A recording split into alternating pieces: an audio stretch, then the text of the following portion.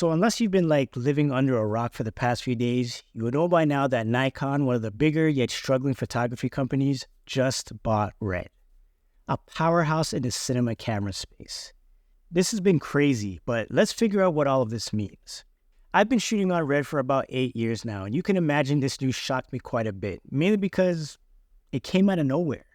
I'm sure we all saw the memes poking fun at Red over his decision, and I 100% participated in it all, but I didn't want to come on here and just start posting a bunch of potato emojis or speaking out of emotion. So I did take some time to do some research, and here's what I came up with. This all stems from a lawsuit that came about a few years ago where Nikon basically made a camera, I believe it was a Z9, with a similar compressed ProRes RAW codec that Red has a patent for. Basically, Red developed this codec, and if anyone wants to use it, they have to go through them.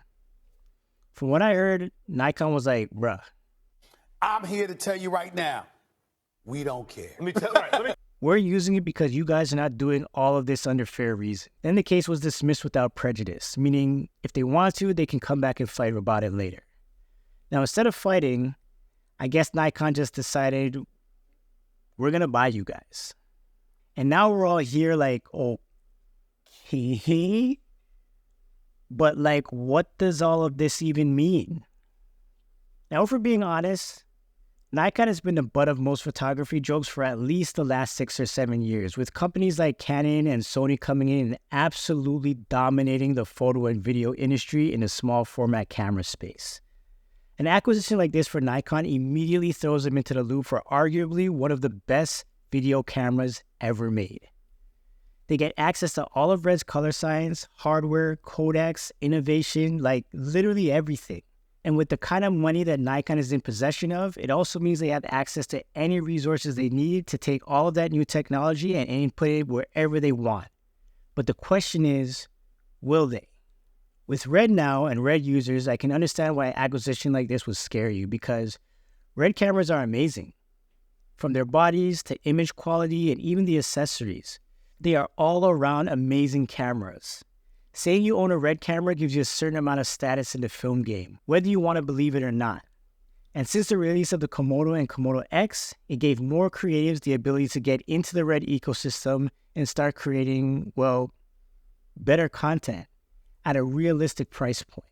And it's like, okay, well, the next camera that comes out with all the Red technology going to be some completely off-the-wall, weird-ass camera that we're all going to hate? I mean, with Nikon, you really just don't know. But I don't think that's what's going to happen. As off-the-wall Nikon is from a design and overall business direction, I doubt their objective is to take everything Red has done and just recreate it all in their own vision. With the kind of money that Nikon has and the success Red has had in the cinema industry, this could be the start of a real super camera. So really quickly, this video is sponsored by no one. But,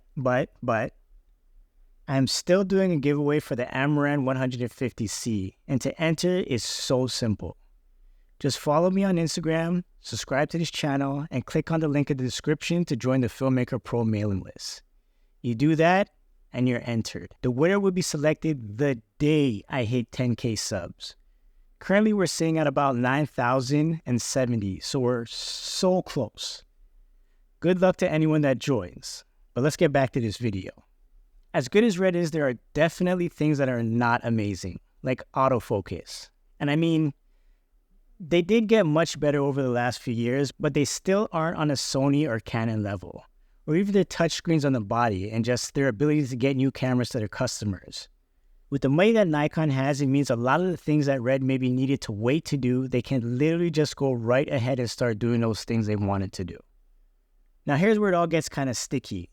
As we all know, Red decided to get into bed with Canon and get their RF mount that literally every single one of their current cameras is using. I can imagine that Nikon is not going to be okay with this.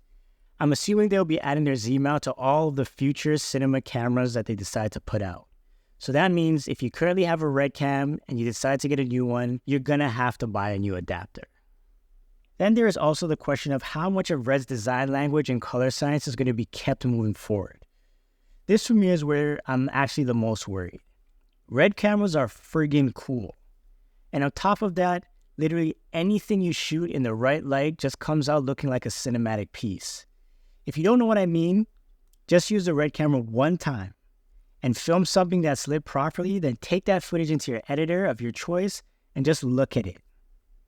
It's friggin' beautiful.